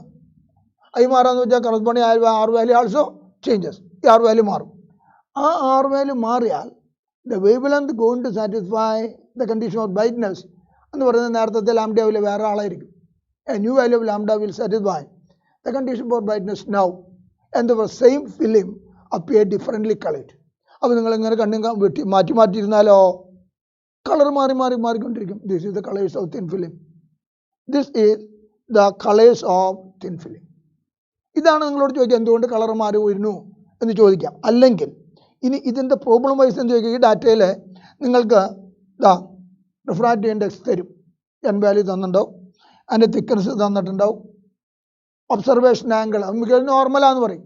നോർമൽ ആറെന്ന് പറഞ്ഞു കഴിഞ്ഞാൽ കോസാർ സുരൈ നോർമലാന്ന് പറഞ്ഞു കഴിഞ്ഞാൽ അപ്പോൾ അത് തന്നിട്ടുണ്ടോ, അല്ലെങ്കിൽ ആംഗിളാന്ന് വെച്ചാൽ ആംഗിൾ തന്നിട്ടുണ്ടോ. അത് കഴിഞ്ഞിട്ട് ചോദിക്കും ഏത് കളറാണ് ബ്രൈറ്റ് ആയിട്ട് ഫീൽ ചെയ്യുക, which colour is prominently bright, find the value of lambda. അത് ഗ്രീനിൻ്റെ ലാംഡയാണ് കിട്ടിയെങ്കിൽ ആൻസർ ഗ്രീൻ എന്ന് എഴുതും. റെഡിൻ്റെ കിട്ടിയ ഒരു 8000 ആങ്സ്ട്രത്തിൻ്റെ അടുത്ത് ആൻസർ കിട്ടണമെങ്കിൽ അത് റെഡ് എന്ന് പറയും, കളർ മാറും. ഇനി ഇതേ ചോദ്യം പറഞ്ഞ കളിക്ക് വേറെ, ഞാൻ കണ്ണൊന്നും വെട്ടിക്കുന്നില്ല, ഒരു ഓയിൽ ഫിലിം ഓൺ റോഡ്, നിങ്ങൾ റോഡിൽ കണ്ടിട്ടുണ്ടാവും മഴ പെയ്തിട്ട് ഓയിൽ പോയിട്ടുള്ള ഭാഗത്ത് നോക്കിയാൽ നല്ല കളർ കാണും, പല കളർ. ഒന്ന്. രണ്ട്, നിങ്ങൾ കണ്ണു വെട്ടിക്കാതെ ഇങ്ങനെ നോക്കിക്കൊണ്ടിരിക്കുമ്പോൾ കളർ ഇങ്ങനെ മാറിക്കൊണ്ടിരിക്കുന്നുണ്ട്. അതിന് നിങ്ങൾ എക്സ്പ്ലനേഷൻ ചോദിച്ചു കഴിഞ്ഞാൽ അതിൻ്റെ കാരണം ഇത് തന്നെയാണ്, റിഫ്ലക്ഷൻ ഫ്രം തിൻ ഫിലിം. അത് തന്നെയാണ് എഴുതിയത്. എന്തുകൊണ്ട് അവിടെ കളർ മാറുന്നു, ഞാൻ കണ്ണൊന്നും വെട്ടിക്കുന്നില്ലല്ലോ, കണ്ണിങ്ങനെ വെച്ചു. അതിന് ഉത്തരം, ഈ ഓയിൽ ഫിലിം ആ വെള്ളത്തിൻ്റെ അല്ലെങ്കിൽ റോഡിലുള്ള ഓയിൽ ഫിലിം ഇങ്ങനെ സ്പ്രെഡ് ചെയ്തുകൊണ്ടിരിക്കുന്നുണ്ടാവും. സ്പ്രെഡ് ചെയ്തുകൊണ്ടിരിക്കുമ്പോൾ what happened, the T value thickness of the film changing. Thickness of the value T change ചെയ്തുകൊണ്ടിരുന്നാൽ the value of lambda each instance satisfy the condition for brightness also changing. Thickness മാറുന്നു, അത് കാരണം lambda മാറുന്നു, which is going to satisfy the condition for brightness, അത് മാറിക്കൊണ്ടിരിക്കണം. അപ്പോൾ colour മാറി മാറി വരും. അപ്പോൾ ഞാൻ കണ്ണ് വെട്ടിക്കാതെ കളർ മാറാത്തതിന് കാരണം ചോദിച്ചാൽ തന്നെ ഇത് തന്നെയാണ് explanation why so film appeared coloured. ഉത്തരം ഇത് തന്നെ. This is the. ഇനി ഒരു കാര്യം കൂടി നമുക്ക് പറയാം. ഒരു കാര്യം കൂടി എന്താ വെച്ച് കഴിഞ്ഞാൽ, ഈ ഗിവൺ വാല്യൂ ഓഫ് തിക്നെസ്സിന് there is a minimum value of thickness to have the condition for brightness ഒരു for a given value lambda. ഒരു given lambda condition for brightness satisfy ചെയ്യണമെങ്കിൽ n വാല്യൂ 0 കൊടുത്തോ. n വാല്യൂ 0 കൊടുത്തു കഴിഞ്ഞിട്ട് find the value of thickness to have this condition satisfy കിട്ടി എനിക്ക്. അപ്പോൾ ആ മിനിമം തിക്നെസ്സിന് ആ ഫിലിം അപ്പിയർഡ് ബ്രൈറ്റ് ആണ്. അതിലും താഴെ ഇപ്പോൾ എനിക്ക് ആൻസർ കിട്ടിയത് തരികയാണ്, അതൊരു 500 ആങ്സ്ട്രം വിചാരിക്കുക ആ thickness. So that wavelength appeared bright. ഇനി ഇതിലും താഴെ ഫിലിം തിക്നെസ് നിങ്ങൾക്ക് ഉണ്ടാക്കാം, മൈക്രോഫിലിം നിങ്ങൾക്ക് ഉണ്ടാക്കാം. അതിലെന്ത് സംഭവിക്കുന്ന, ഇതിലും താഴെ ഫിലിം പോസിബിൾ ആണ്, ഇതിനെ താഴെ തിക്നെസ്സിൽ. പക്ഷേ ബ്രൈറ്റ്നെസ്സിന് ഫോം ചെയ്യില്ല. ബ്രൈറ്റ്നെസ്സിന് ഫോം ചെയ്യില്ല എന്ന് പറഞ്ഞാൽ എന്താർത്ഥം? That become appeared dark. That mean whenever light get reflected from extremely thin film, it always satisfies the condition for darkness. അപ്പോൾ അതൊരു ചോദ്യമാണ്. നിങ്ങൾ കൂൾ ഫിലിം ഒട്ടിക്കാന്നൊക്കെ പറഞ്ഞാൽ കണ്ട വീടുകളിലെയോ അല്ലെങ്കിൽ കാറിൻ്റെയോ ജനലകളിൽ അവിടെ നിങ്ങൾ നോക്കിയാൽ നിങ്ങൾക്ക് അകത്ത് നടക്കുന്നത് കാണില്ല. പകരം അത് കാണാൻ ഒരു ഡാർക്കായിട്ട് അകത്തുള്ളതൊന്നും കാണില്ല. അകത്തുള്ളത് കാണാത്തതിൻ്റെ കാരണം അവരെന്ത് ചെയ്യുന്നത് വെച്ച് കഴിഞ്ഞാൽ ഈ ഫിലിമുമോ ആ ഗ്ലാസുമോ അല്ലെങ്കിൽ വിൻഡോമോ വളരെ thin, extremely thin film whose thickness is much less than this ഒട്ടിച്ചിട്ടുണ്ടാവും. അങ്ങനെ നിങ്ങൾ പുറമെ നിന്ന് നോക്കുമ്പോൾ നിങ്ങൾക്ക് റിഫ്ലക്റ്റഡ് ലൈറ്റ് കിട്ടണേ, which is satisfy the condition for darkness, it appeared dark. നേരെ മറിച്ച് അകത്തിരിക്കുന്ന ആൾക്കോ he is absorb, he is accepting transmitted light, അത് അയാൾക്ക് കിട്ടും. അപ്പോൾ അകത്തുള്ള ആൾക്ക് പുറമുള്ളത് കാണാം, പുറമുള്ള ആൾക്ക് അകത്തുള്ള കാണാൻ പറ്റില്ല. അതാണ് അങ്ങനത്തെ കാര്യങ്ങൾ ചെയ്യുന്നത്. ഇറ്റ് ഈസ് ഗുഡ്, പല വീടുകളിലേക്ക് അത് ചെയ്തിട്ടുണ്ടാവും. പുറമുള്ള ആൾക്ക് അകത്തുള്ള കാണാൻ പറ്റില്ല. പക്ഷേ കുഴപ്പമെന്ന് വെച്ചാൽ രാത്രിയാണ്, രാത്രി ലൈറ്റ് അകത്തിടും, അത് കഴിഞ്ഞ് പുറമെ നിൽക്കുന്ന ആൾക്ക് അകത്തുള്ള മുഴുവൻ കാണും, അകത്തുള്ള ആൾക്ക് പുറമെ നിന്നും കാണാനും പറ്റില്ല. Anyway this is the why extremely thin film appeared dark. അതിനുള്ള ആൻസറും കൂടി ഞാനിപ്പോൾ തന്നു ഇതിനകത്ത്. ഇനി അതിനകത്ത് അടുത്ത് ചോദിച്ചത് സിംഗിൾ സ്ലിറ്റ് ഡിഫ്രാക്ഷൻ ആണ്. വീണ്ടും തിയറി ഭാഗമാണ് നമ്മൾ ചോദിക്കണേ. അതിൽ സിംഗിൾ സ്ലിറ്റ് ഡിഫ്രാക്ഷനിൽ അവിടുത്തെ പാറ്റേൺ എന്തുകൊണ്ട് വന്നു എന്നുള്ളതിന് എക്സ്പ്ലനേഷൻ എനിക്ക് പറയാനുള്ളൂ. ആദ്യം പറയാവുന്നത് സിംഗിൾ സ്ലിറ്റ് ഡിഫ്രാക്ഷൻ നടന്നാൽ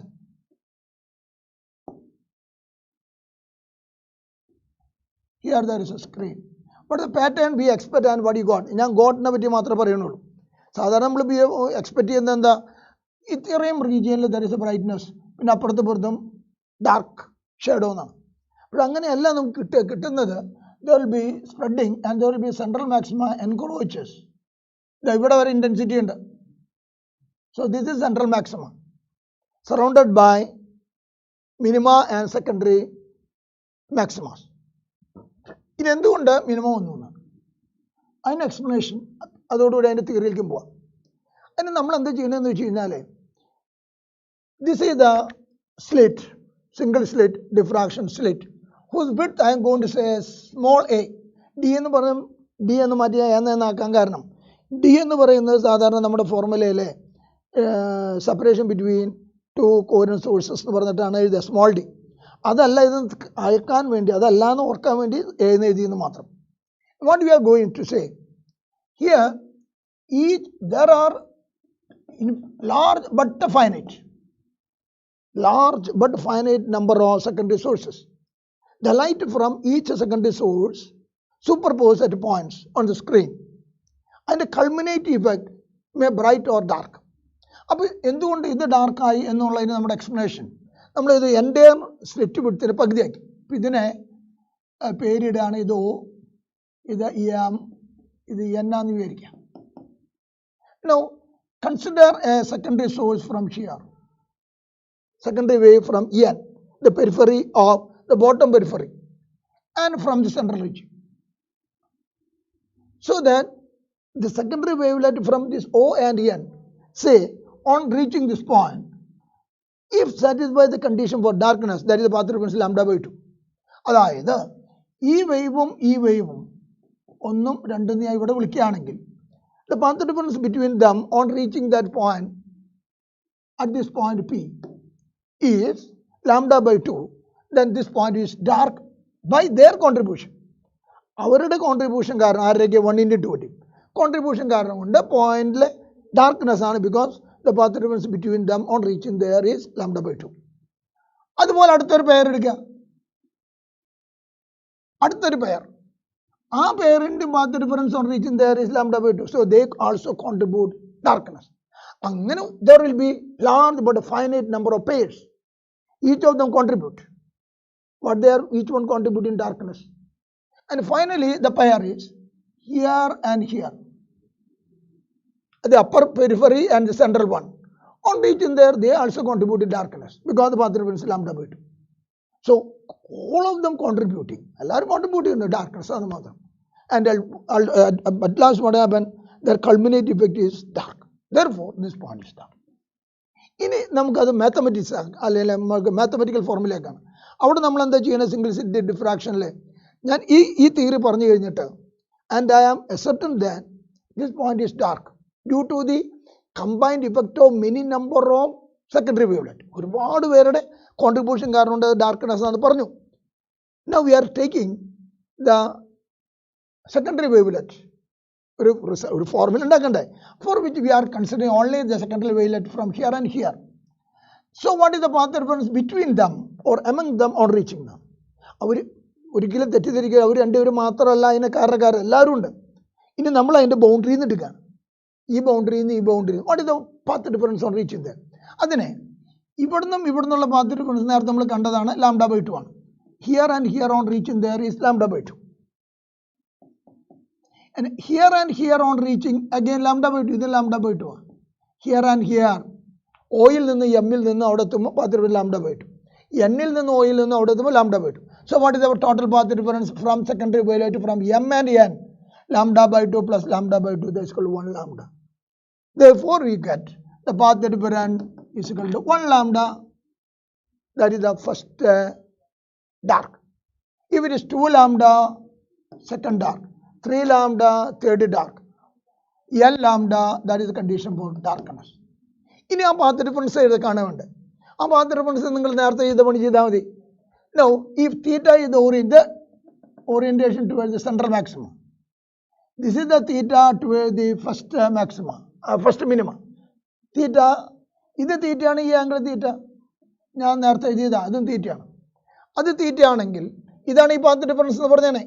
ഈ പാത്ത് ഡിഫറൻസ് ഈ റൈറ്റ് ആംഗിൾ ട്രയാംഗിളിൽ നിന്ന് നിങ്ങൾക്ക് നോക്കിയാൽ what is this path difference? ഇതിന് എൽ എന്ന് വേണേൽ പേര് കൊടുത്തോളൂ. M N L. This is the N L is the path difference. What is N L? ഇത് ഹൈപ്പോട്ടന്യൂസ്, ഇത് ഓപ്പോസിറ്റ് സൈഡ്. ഹൈപ്പോട്ടന്യൂസ് ആരെ എ ആണ്, അവിടെ ഡി എന്ന് പറഞ്ഞു, ഇവിടെ എ എന്ന് പറഞ്ഞു മൊത്തം. അപ്പോൾ a sine theta. Now you can see that a sine theta is equal to L lambda. A sine theta is equal to L lambda. This is the condition for interference minima. Where A is the separation between the slit. സ്ലിറ്റുകൾ തമ്മിലുള്ള separation, അതിൻ്റെ വീതി, സ്ലിറ്റിൻ്റെ വീതി A ആണ്. തീറ്റ is the orientation towards the nth minima. Then general formula A sin theta n. First minima A sin theta 1. അപ്പോൾ തീറ്റ എന്ന് എഴുതി 1 lambda. ഇതാണ് നിങ്ങൾ പഠിച്ച ഫോർമുല. അപ്പോൾ ഈ ഓറിയൻറ്റേഷൻ മാറുന്നതിനനുസരിച്ച് you can have different values, different maxima and minima. നിങ്ങൾക്ക് different maxima, minima നിങ്ങൾക്ക് കിട്ടിക്കൊണ്ടിരിക്കുന്നു. This is the condition. A sin theta is equal to L lambda. That's okay. അത് നമ്മൾ ഉത്തരം പറഞ്ഞു. ഇനി അപ്പം ഇത് വെച്ചിട്ട് ഇത്രയും ചോദിച്ചാലൊക്കെ ഇത് വെച്ചിട്ട് ചോദ്യം ചോദിക്കുകയാണ്. ഒരു single slit. Here there is a screen which is at a distance. നമ്മൾ ക്യാപിറ്റൽ ഡി എന്നൊക്കെ പറയില്ലേ. ഇനി ഇതിൻ്റെ ബാൻഡ് വിഡ്ത്ത്, ഇതിൻ്റെ ബാൻഡ് വിഡ്ത്തിനെ കൂടി പറഞ്ഞിട്ട് ഈ പ്രോബ്ലം ചെയ്യും. ഇനി ബാൻഡ് വിഡ്ത്ത്, സെൻട്രൽ മാക്സിമയുടെ ബാൻഡ് വിഡ്ത്ത് എന്ന് പറയുന്നത് ഇതും കൂടിയതാണ് central maximum. And that value is gone by, ഈ value is equal to D by a lambda. ഇതെന്താ? d by a lambda. What is the bandwidth of the central maxima in diffraction is equal to 2d by a lambda. Formula നിങ്ങൾ പഠിച്ചിട്ടുണ്ടായിരിക്കും. Central bandwidth is given by 2d by a lambda. ഇനി ഞാൻ ഇതിൽ നിന്നുള്ള ഒരു applied ചോദ്യമാണ്. ചോദ്യം എന്താണെന്ന് വെച്ച് കഴിഞ്ഞാൽ നിങ്ങൾക്കൊരു സ്ക്രീൻ തന്നിട്ടുണ്ടാവും. And screen it is set that capital D is equal to 5 lambda. അതായത് സ്ലിറ്റിൽ നിന്ന് സ്ക്രീനിലേക്കുള്ള ദൂരം 5 ലാംഡ എന്ന് തന്നിട്ടുണ്ട്. അത് കഴിഞ്ഞിട്ട് ചോദിക്കുകയാണ് how many minima or maxima you can have on the screen. ഇത് എത്ര മാക്സിമം അല്ലെങ്കിൽ മിനിമ കാണാൻ പറ്റും എന്നുള്ള ചോദ്യം ചോദിക്കും. on the screen. അതിന് നമ്മുടെ ഉത്തരം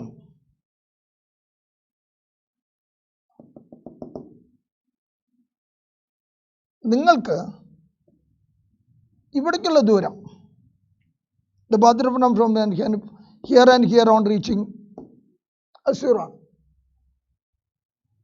അത് 0 ആണെങ്കിൽ ഉറപ്പായിട്ട് അവിടെ ഒരു മാക്സിമ കിട്ടിയിട്ടുണ്ടാവും. ഇനി ഒരു പോയിന്റിലെ ഇത് സെൻട്രൽ മാക്സിമമാണ്. 1 ലാംഡ ഫോം ചെയ്യുന്ന ഒരു പൊസിഷൻ ഉണ്ട്. ഇവിടുന്ന് വരുന്ന 1 ലാംഡ ഫോം ചെയ്യുന്നു. ഇവിടേക്ക് ഇവിടെ നിന്നുള്ള പാത്ത് ഡിഫറൻസ് 1 ലാംഡയാണ്. അത് നമ്മുടെ ഫസ്റ്റ് മിനിമയാണ്. ഇത് ഫസ്റ്റ് മിനിമ. അടുത്തത് 2 ലാംഡ ഫോം ചെയ്യുന്നുണ്ടാവും, സെക്കൻഡ് മിനിമ. അടുത്തത് മിനിമ, ഇത് first minima, second minima. 3 lambda form ചെയ്യുന്നുണ്ടാവും, അത് തേർഡ് മിനിമ. അടുത്തത് 4 ലാംഡ പോയിന്റ് ഫോം ചെയ്യുന്നുണ്ടാവും, അത് ഫോർത്ത് മിനിമ. അടുത്തത് 5 ലാംഡ ഫോം ചെയ്യുന്ന പോയിന്റ് എവിടെയാണെന്ന് വെച്ചാൽ ഇൻഫിനിറ്റിയിലാണ്. കാരണം ഇത് രണ്ടും തമ്മിലുള്ള ഐ എം സോറി ഇതാണ് ഞാൻ 5 ലാംഡ എന്ന് പറഞ്ഞത്. ഐ എം സോറി കേട്ടോ, I am sorry. A is equal to 5 lambda. Sorry, probably I am wrong. Width of this slit 5 lambda. Width of the slit 5 lambda. How many minima you can observe? അതാണ് ചോദ്യം. ഇതല്ല sorry ഇത് 5 ലാംഡയാണ്. എത്ര minima നിങ്ങൾക്ക് കാണാം എന്ന് ചോദിച്ചാൽ ഇത് 1 ലാംഡയ്ക്ക് ഒരു മിനിമ, 2 ലാംഡയ്ക്ക് ഒരു മിനിമ, 3 ലാംഡയ്ക്ക് ഒരു മിനിമ, 4 ലാംഡയ്ക്ക് ഒരു മിനിമ. ഇനി വരാവുന്നത് 5 ലാംഡ ഇൻഫിനിറ്റിയില്ല. അപ്പോൾ തിയററ്റിക്കലി എന്ത് ചെയ്യാം നമ്മൾ?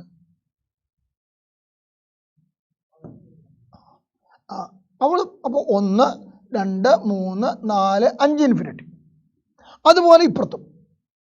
അപ്പോൾ including infinity how many minima you can observe എന്ന് ചോദിച്ചാൽ എൻ്റെ ഉത്തരം 1, 2, 3, 4, 5. അതുപോലെ ഇപ്പുറത്തേക്ക് 1, 2, 3, 4, 5. അപ്പോൾ 10 എണ്ണം കാണും ഇൻക്ലൂഡിങ് അറ്റ് ഇൻഫിനിറ്റി. ഇത് 4 ലാംഡ ആണെങ്കിലോ 4 എണ്ണം ഇവിടെ, 4 എണ്ണം ഇവിടെ. 3 ലാംഡ ആണെങ്കിലോ 3 എണ്ണം അവിടെ, 3 എണ്ണം അവിടെ. അല്ലാതെ ഇൻഫിനിറ്റി എന്ന് ഉത്തരം എഴുതിയിരിക്കും. Because this is the reason. ഇത് ഇൻ്റർവെൻസിലും ഈ ആശയം ചോദിച്ച് നിങ്ങളോട് ചോദിക്കും എത്ര മാക്സിമം മിനിമം ഇൻ്റർവെൻസിൽ കാണാം എന്ന് പറഞ്ഞിട്ട് ചോദ്യങ്ങളുണ്ടാവും. അപ്പോൾ ഒരിക്കലും ഇൻഫിനിറ്റി എന്ന് പറഞ്ഞ് ചാടി ഉത്തരം എഴുതിയിരിക്കും കേട്ടോ. യെസ്, ലോജിക്ക് പറഞ്ഞു ഞാൻ. 1 ലാംഡ ഫോം ചെയ്യുന്ന ഒരു position first minimum, 2 lambda position second minimum, 3 lambda. ഇനി ഈ രണ്ട് വേവുകളിൽ നമ്മളുടെ മാക്സിമം വേവ് പാത്ത് ഡിഫറൻസ് എത്ര വരിക? 5 ലാംഡ. ആ 5 ലാംഡ അവിടെ തമ്മിൽ വേവ് അങ്ങനെ പോകണം. ഇപ്പോൾ ഇൻഫിനിറ്റിയിലാണ് മീറ്റ് ചെയ്യാൻ നടത്തും.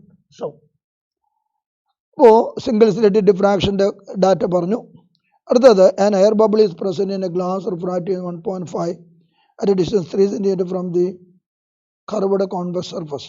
Radius 5 cm. Position of the image of A bubble is an air bubble is present in a glass or refractive index 1.5 at a distance 3 cm from the curved convex surface of the.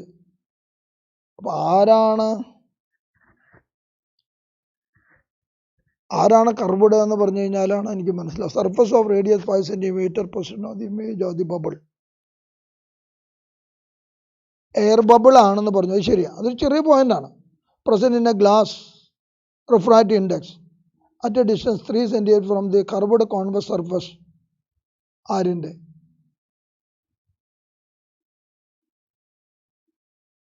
അതാണ് image of bubble is. ആ problem not that much clear. എഴുതിയത് പോരാ. പറഞ്ഞത് ഈ air ബബിള് ഗ്ലാസ്സിൽ ആരാണ് curved എന്നാണ് മനസ്സിലാവാത്തത്. എയർ ബബിളിൻ്റെ കർവേച്ചർ എടുക്കാൻ പാടില്ലാത്തതാണ്, ബിക്കോസ് സോ സ്മോൾ.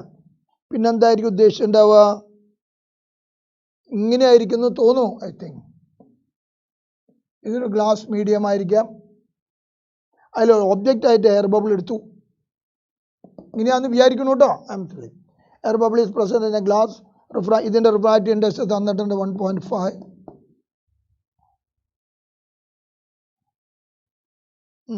പിന്നെന്താണ്? At distance 3 cm curved surface. ഇങ്ങനെ ഉണ്ടെങ്കിൽ സാധാരണ നമ്മുടെ കൺവെൻഷണൽ പടം തന്നെ നമുക്ക് വരയ്ക്കാം. ഇങ്ങനെ വരയ്ക്കാം. അവർ ആ പടം തരുന്നത്, അതല്ലെങ്കിൽ ആൻസർ മാറും കേട്ടോ. ഇവിടെ ഒരു എയർ ബബിൾ, ഇതിൻ്റെ റിഫ്രാക്റ്റീവ് ഇൻഡെക്സ് 1.5. ഈ ദൂരം 3 centimetre. Radius of curvature of the curved surface, ഇതിൻ്റെ റേഡിയസ് ഓഫ് കർവേച്ചർ തന്നിട്ടുണ്ട്. അത് തന്നത് 5 സെൻറ്റിമീറ്റർ. ഇത്രയും ഡാറ്റകൾ തന്നിട്ടുണ്ട്. Then position of the image of the bubble, ഇതിൻ്റെ ഇമേജ്. അതിന് പകരം ഒരു കർവ്ഡ് സർഫസിലെ ഇവിടെ റിഫ്രാക്ഷൻ നടന്ന ഇമേജ്, ഒരു കർവ്ഡ് സർഫസിലെ റിഫ്രാക്ഷൻ നടന്നതിൻ്റെ പേരിലുള്ള ഇമേജ് കാണും. അതിന് നിങ്ങൾ കർവ്ഡ് സർഫസിൻ്റെ ഇമേജ് ഫോർമേഷൻ്റെ ഫോർമുല നിങ്ങൾ പഠിച്ചിട്ടുണ്ട്. എന്തെന്നാൽ N2/V minus N1/U is equal to N2 minus N1/R. N2/V minus N1/U is equal to N2 minus N1/R. You may remember the formula. ഇതെല്ലാ ഡാറ്റകളും തന്നിട്ട് ആണത് ചോദിച്ചു ചെയ്യും. ഇവിടെ N1 എന്ന് പറയുന്നത് medium in which the object is എന്നാണ്. അപ്പോൾ ഇവിടെ N1 എന്ന് പറയുന്നത് 1.5 ആണ്. N1 is equal to 1.5. N2 എന്ന് പറയുന്നത് അതർ മീഡിയം എയർ ആണ്. N2 is equal to 1. ഇനി ആരെയാണ് നമുക്ക് വേണ്ടേ? യു. യു അവർ തന്നിട്ടുണ്ട്. യു is equal to നമ്മുടെ കൺവെൻഷൻ പ്രകാരം ഇതാണ്, ഇങ്ങോട്ടാണ് നെഗറ്റീവ്, അങ്ങോട്ട് പോസിറ്റീവ് ആണ്. അപ്പോൾ U is equal to by sign convention minus 3 centimeter. And question is ഇനി ആർ. ആർ തന്നിട്ടുണ്ട്. ആർ നമ്മുടെ സൈൻ കൺവെൻഷൻ പ്രകാരം ഇങ്ങോട്ട് measurement R is equal to -5 radius of curvature. N1 തന്നു, N2 തന്നു, യു കിട്ടിയിട്ടുണ്ട്, ആർ കിട്ടിയിട്ടുണ്ട്. വി കാണണം. Substitute and get the answer. N2 1 by V അറിയില്ല, minus N1 1.5 by U -3 equal to N2 minus N1 1 minus 1.5 by R. Solve and get the answer for V. That's it. അത് negative ആണെങ്കിൽ ഇവിടെയും positive ആണെങ്കിൽ അപ്പുറം. That's it. Negative ആയിരിക്കും. Anyway, that is the answer.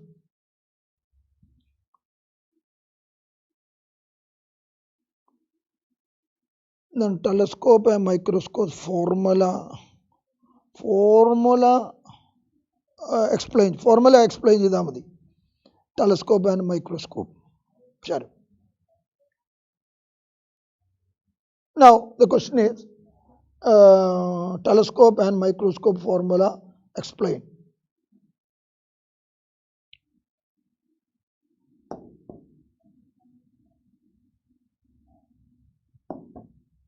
നമുക്ക് ടെലസ്കോപ്പിലേക്ക് പോണതിന് മുമ്പ് telescope ആയാലും രണ്ടും ഉണ്ട് ഇതിനകത്ത്. Whether it is telescope or microscope, it's A compound instrument. അതൊരു കോമ്പൗണ്ട് ഇൻസ്ട്രുമെൻ്റാണ്. ആ കോമ്പൗണ്ട് ഇൻസ്ട്രുമെൻറ്റിൽ രണ്ട് ഭാഗമുണ്ട്. One is through which you are observing, നമ്മൾ നോക്കുന്ന ഭാഗം. രണ്ട് പാർട്ടുണ്ട് കോമ്പൗണ്ട് എന്ന് പറഞ്ഞ ഇൻസ്ട്രുമെൻറ്റ്. നിങ്ങൾ നോക്കുന്നൊരു ഭാഗമുണ്ട്, അതിനെ നമ്മൾ വിളിക്കുക ഐ പീസ് എന്നാണ്. Eyepiece. ഇനി ഒബ്ജക്റ്റ് ഫേസ് ചെയ്ത് നിൽക്കുന്ന ഭാഗമുണ്ട്, അതിന് വിളിക്കാൻ പേര് ഒബ്ജക്റ്റീവ് എന്ന്. ഈ ഒബ്ജക്റ്റീവും ഐ പീസും കൂടിയിട്ടാണ് ഈ കോമ്പൗണ്ട് മെഷീൻസ് ഫോം ചെയ്യുന്നത്. അതിൽ ഈ ഒബ്ജക്റ്റീവ് ഒരു മാഗ്നിഫൈഡ് ഇമേജ് ഉണ്ടാക്കും. ആ മാഗ്നിഫൈഡ് ഇമേജിനെ വീണ്ടും നിങ്ങൾ നോക്കുന്ന ഐ പി എസ് ഉപയോഗിച്ചിട്ട് വീണ്ടും മാഗ്നിഫൈ ചെയ്ത് കാണും. This is what is happening. ഈ രണ്ട് ഭാഗങ്ങളുണ്ട് ഇതിനകത്ത്, ഈ രണ്ട് ഇൻസ്ട്രുമെൻറ്റിലായാലും. അതിൽ the I P S action, I P S എന്ന് പറഞ്ഞ യൂണിറ്റിൻ്റെ action is the same whether it is in telescope or microscope. രണ്ടിലും ഐ പി എസിൻ്റെ ആക്ടിവിറ്റി വർക്കിംഗ് രണ്ടിലും ഒന്ന് തന്നെയാണ്. ഇനി അതെന്താ സാധനമാണ് I P S? I P S is our simple microscope. ഒരു സിമ്പിൾ മൈക്രോസ്കോപ്പാണ് നമ്മുടെ ഐ പി എസ്. ആ ഐ പി എസ് സിമ്പിൾ മൈക്രോസ്കോപ്പിൻ്റെ ഇതാ സിമ്പിൾ മൈക്രോസ്കോപ്പ് എവിടെ വരെ ഓബ്ജക്റ്റ് വയ്ക്കണം? Object is between optic centre and focus. അതിൻ്റെ റേ ഡയഗ്രം നിങ്ങൾ വരച്ചത് നിങ്ങൾ ഓർക്കുണ്ടാവണം. പാരലലായത് ഫോക്കസിലൂടെ പോകണം. And therefore there will be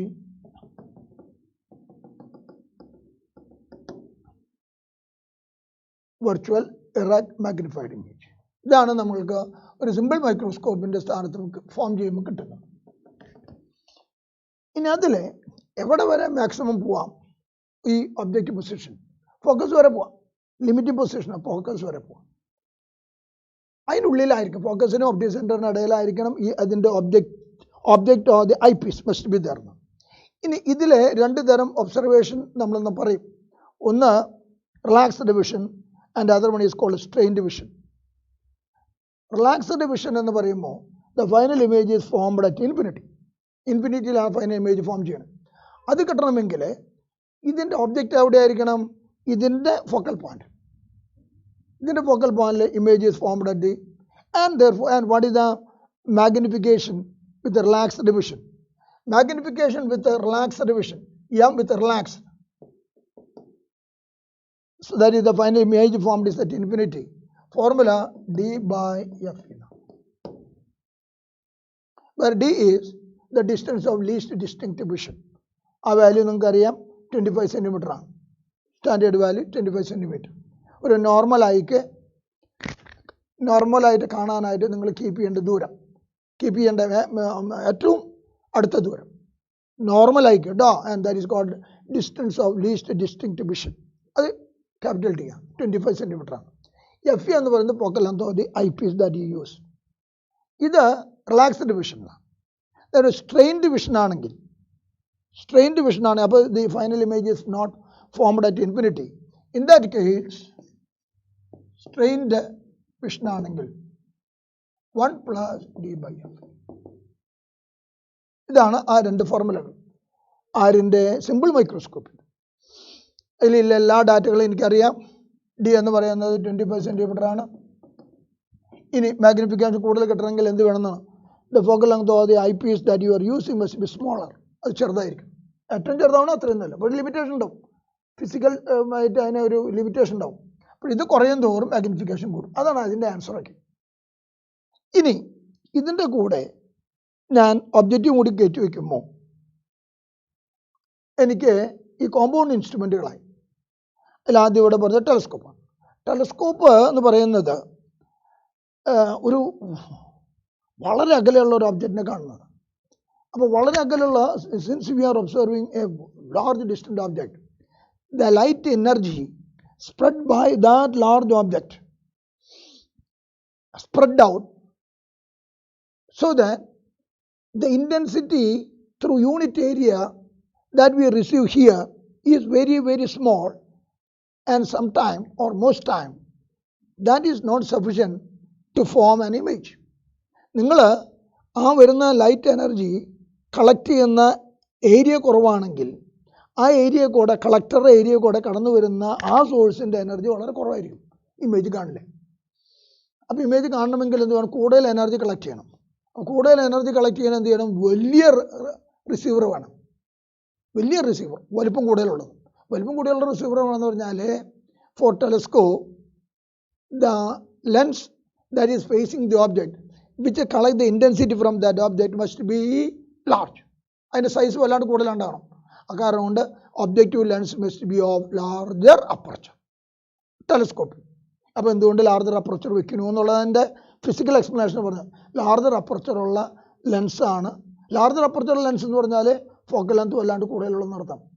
അപ്പോൾ focal length of an objective of telescope FO, ടെലസ്കോപ്പാണ് നമ്മൾ പറയണേ, FO is much large. FE പണ്ടേ പറഞ്ഞു വളരെ സ്മോൾ ആവണം, വളരെ സ്മോൾ ആവുന്നു. സ്മോൾ, ഇത് ലാർജ് ആവണം. അതിൻ്റെ കുഴപ്പങ്ങളും ഉണ്ടാവും. Anyway it must be large. ഇനി അതിൻ്റെ മാഗ്നിഫിക്കേഷൻ, മാഗ്നിഫിക്കേഷൻ ഓഫ്, ഇനി അതിനെ നിങ്ങൾ ഇതവിടെ നിന്നോട്ടെ. ഇപ്പോൾ മാഗ്നിഫിക്കേഷൻ ഒബ്ജക്റ്റീവ് എങ്ങനെ നിങ്ങൾ കാൽക്കുലേറ്റ്, ഐ പീസ് എങ്ങനെ കാൽക്കുലേറ്റ് ചെയ്യുന്ന. ഇനി ഞാൻ ടെലസ്കോപ്പിൻ്റെ പടം വരച്ചാൽ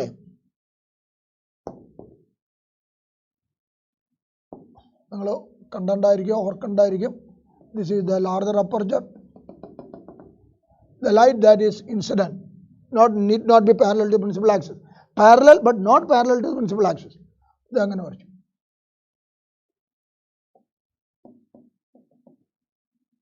That form is a very tiny image at the focal plane. Not at the focus but at the focal plane of the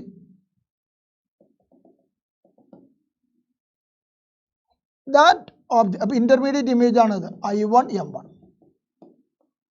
അത് focal plane. അപ്പോൾ ഈ ദൂരം ഈ F1 focal length of the objective form at the focal plane of the objective. അത് കൂടുതലാണ് നേരത്തെ പറഞ്ഞ F large എന്ന് പറഞ്ഞതാണ്. That is going to be viewed by means of our eyepiece. In a telescope always used for relaxed vision. Therefore, this image I1 M1 intermediate image, adenda tiny, real, inverted, formed at the focal plane of the objective of the telescope. That is going to be viewed by means of our eyepiece and relaxed vision. അപ്പോൾ അത് ഈ ദൂരം എന്താവണം? അതിൻ്റെ focal point ആയിരിക്കണം F ആയിരിക്കണം. So that the image formed here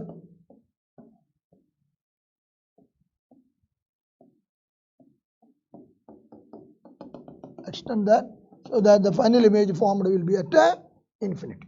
ഇതാണ് നമ്മൾ ഉപയോഗിക്കുന്നത്. ഇനി ഇതിലെ ആദ്യത്തത് ഇങ്ങനെ final image is formed at infinity, then we say that telescope is set for normal setting എന്നാണ് അതിൻ്റെ normal setting.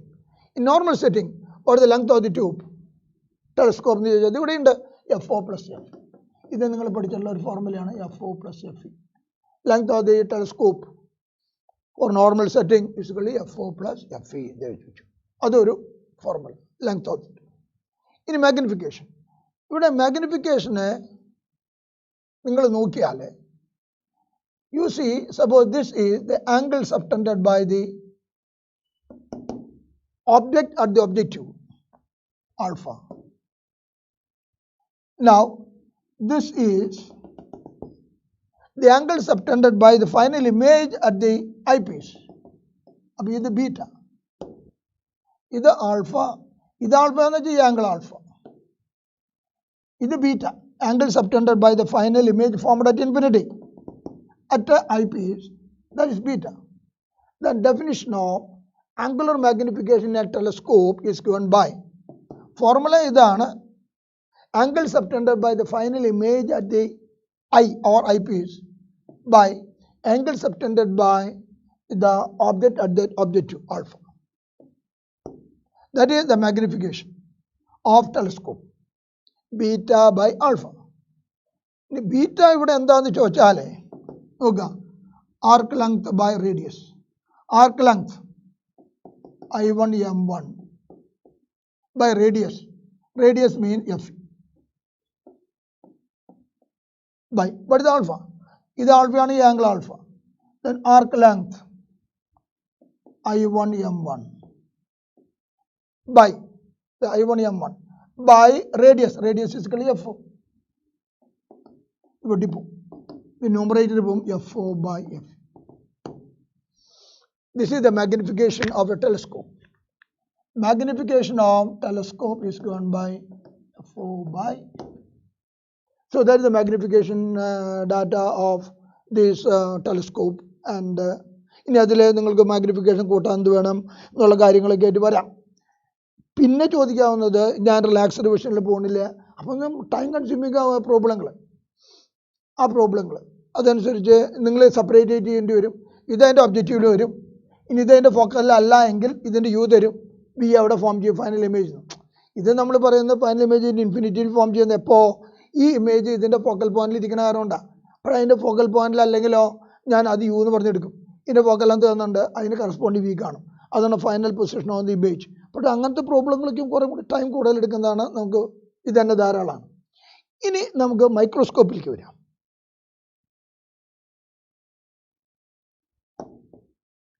മൈക്രോസ്കോപ്പിൽ വരുമ്പോൾ അവിടെ നിങ്ങൾ വളരെ ടൈനായിട്ടുള്ളൊരു ഒബ്ജക്റ്റിനെ കാണണേ. അത് വളരെ അകലെയൊന്നും കൊണ്ടു വയ്ക്കാൻ പറ്റില്ല, വളരെ അടുത്ത്, ഏറ്റവും അടുത്ത് കൊണ്ടു വയ്ക്കണം. ഏറ്റവും അടുത്ത് ആരിൻ്റെ? ഒബ്ജക്റ്റീവിൻ്റെ അരിത്ത് ഫോം ചെയ്യണം. ഇനി അങ്ങനെ വെച്ചിട്ടുള്ള ഏറ്റവും അടുത്ത് വെച്ചിട്ടുള്ള ഒരു ഒബ്ജക്റ്റിൻ്റെ റിയൽ ഇൻവെർട്ടഡ് മാഗ്നിഫൈഡ് ഇമേജ് ഉണ്ടാക്കും വേണം. അപ്പോൾ ഇതാണ് ഒബ്ജക്റ്റീവ്. ഇത് നിങ്ങളുടെ ഒബ്ജക്റ്റീവ്. ഇനി ഇതിൻ്റെ ഏറ്റവും അടുത്ത് കൊണ്ട്, കാരണം നമ്മുടെ ഒബ്ജക്റ്റ് വളരെ ചെറുതാ, വല്ലാണ്ട് അകലെ കൊണ്ട് വെച്ചാൽ ഇത് കാണാനേ പോകണില്ല. അപ്പോൾ ഏറ്റവും അടുത്ത് വെക്കണം. ഏറ്റവും അടുത്ത് വെച്ചാൽ ഏറ്റവും അടുത്ത്. ഇനി അടുത്ത കണ്ടീഷൻ, ആ ഏറ്റവും അടുത്ത് വെച്ചിട്ടുള്ള ഒബ്ജക്റ്റിൻ്റെ റിയൽ ഇൻവെർട്ടഡ് മാഗ്നിഫൈഡ് കിട്ടണം. ഒരു ലെൻസ് ഉപയോഗിച്ചിട്ട് റിയൽ ഇൻവെർട്ടഡ് മാഗ്നിഫൈഡ് കിട്ടണമെങ്കിൽ നമ്മുടെ കണ്ടീഷൻ എന്താ? It must be placed between F and 2f. ഇപ്പോൾ ഇവിടെ രണ്ട് കണ്ടീഷൻ ഒരേ സമയം സാറ്റിസ്ഫൈ ചെയ്യേണ്ട ഗതികേടായ നമുക്ക് എന്താ? ഒന്ന് അടുത്ത് വയ്ക്കണം. It must very nearer because the object is so microscopic. അപ്പോൾ അടുത്ത് വയ്ക്കണം. രണ്ടാമത് പറയുന്നത് എന്താ? അത് എഫിനും 2fനും അടയ്ക്കാവും വേണം. ഈ രണ്ട് കണ്ടീഷൻ സൈമിൾട്ടേനിയസ് സാറ്റിസ്ഫൈ ചെയ്യണം. ഒന്ന് പറഞ്ഞത് must keep very near R. Second it is between F and 2f. അപ്പോൾ അതിനെന്താ condition? F must be smallest. അടുത്താവും വേണം, എഫിനും 2fനും അടക്കി വെക്കണം എന്നുള്ള നിർബന്ധമുള്ള കാരണം കൊണ്ട് ഞാൻ the lens I am taking or selecting as an objective of a microscope is smallest. ഇതാ അപ്പോൾ ഇത് F E much small. E അല്ല, I'm sorry, F. Focal length of the objective of a microscope must be smallest possible. അങ്ങനെ ഒരെണ്ണെടുത്തു. ഇനി അതിൻ്റെ objective എന്താ വെച്ചു? ഇതാ ഇമേജ് ഫോം ചെയ്യുന്നു.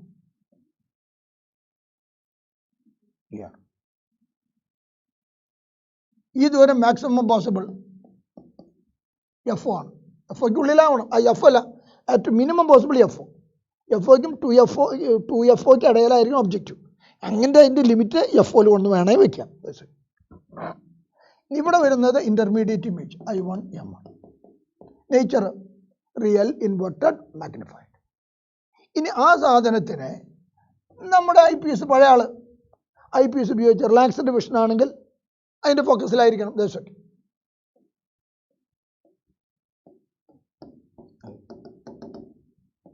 Images form, final images form കഴിഞ്ഞു. ഇനി ഇതിലെ ഒരു ടേം തെറ്റിദ്ധരിക്കാതിരിക്കാൻ, what the length of the microscope എന്ന് പറഞ്ഞാൽ ഡെഫിനിഷനാണ്. It is not the distance between the objective lens and eye lens. Eye ലെൻസും ഒബ്ജക്റ്റീവ് ലെൻസും തമ്മിലുള്ള ദൂരമല്ല length of a microscope. The length of a microscope is the distance between, this is the focal plane of the objective. ഒബ്ജക്റ്റീവിൻ്റെ focal plane ആണ് ഇത് ഐപീസിൻ്റെ focal plane ആണ്. ഇത് ഒബ്ജക്റ്റിൻ്റെ ഫോക്കൽ പ്ലെയിൻ, ഇത് ഐപീസിൻ്റെ focal plane. Then the separation between these two plane, ഈ ദൂരം, this is what is called length of a microscope. It is not the length separation between the two lenses employed in that instrument, but it is the distance between the focal plane of the objective lens and the eyepiece lens of a microscope. അതിനെയാണ് length എന്ന് പറഞ്ഞ് L എന്ന് നമ്മൾ അവിടെ mark ചെയ്യുന്നത്. ഇനി അപ്പോൾ ഒരു ടൈം അത് സ്പെസിഫൈ ചെയ്തു. ഇനി ഇതിൻ്റെ മാഗ്നിഫിക്കേഷനാണ്. ഇവിടെ മാഗ്നിഫിക്കേഷൻ രണ്ട് ഇൻസ്ട്രുമെൻറ്റുകൾ മാഗ്നിഫിക്കേഷൻ തരുന്നുണ്ട്. ഒന്ന് ഒബ്ജക്റ്റീവ് ആണ്. ഒബ്ജക്റ്റീവിൻ്റെ മാഗ്നിഫിക്കേഷൻ എഫ് ആണെന്ന് വിചാരിക്കുക. F is the magnification of F അല്ല MO, I am sorry, MO is the magnification of the objective and MA is the magnification of the eyepiece. Then what is the total magnification? Total magnification M is equal to MO into MA. Magnification of the objective into magnification of the eyepiece. This is the total magnification of a compound microscope. In M ക്ക് പകരം നിങ്ങൾക്ക് D by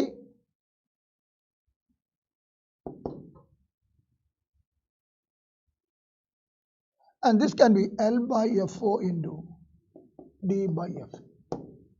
Magnification of the object is given by L by FO and magnification of the eyepiece is given by D by F.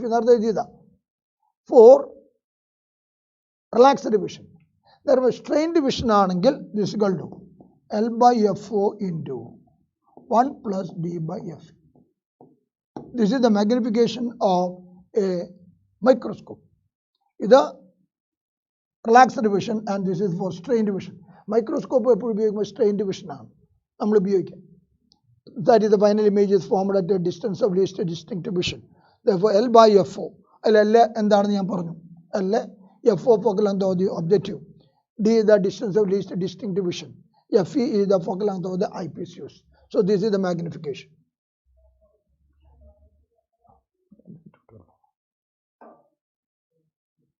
അടുത്തത് ഇപ്പോൾ നമ്മളത് പറഞ്ഞു.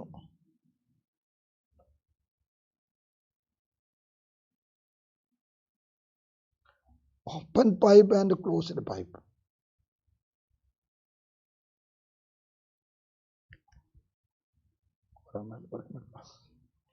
അഞ്ച് മിനിറ്റിൽ കഴിയാവുന്നത് എടുക്കണം. 5 മിനിറ്റിൽ കഴിയാവുന്ന ഒരു ക്വസ്റ്റ്യൻ എടുക്കണം. Now I am going to say what is the principle of calorimetry to find the temperature of a mixture. ഞാൻ അത് എക്സ്പ്ലെയിൻ ചെയ്യാം. അതുകൊണ്ട് കുറേ ക്വസ്റ്റ്യൻസ് ഉണ്ട്, നമ്മുടെ സമയം പെർമിറ്റഡ് അല്ല. That is why. ഈ ഉള്ള സമയം കൊണ്ട് തീർക്കാവുന്നത്, മറ്റേ കുറേ കൂടി സമയം വേണം അതിന് മുന്നിലുള്ള 2 ചോദ്യങ്ങൾ പറയാനായിട്ട്. Now and therefore I am selecting principle of calorimetry to find the temperature of a mixture.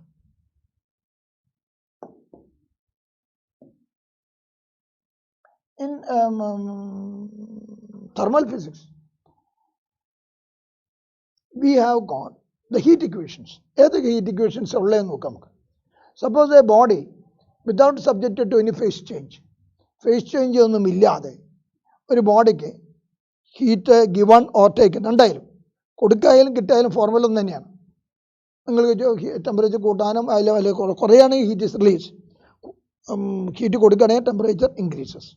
Formula you may remember the same mc delta theta.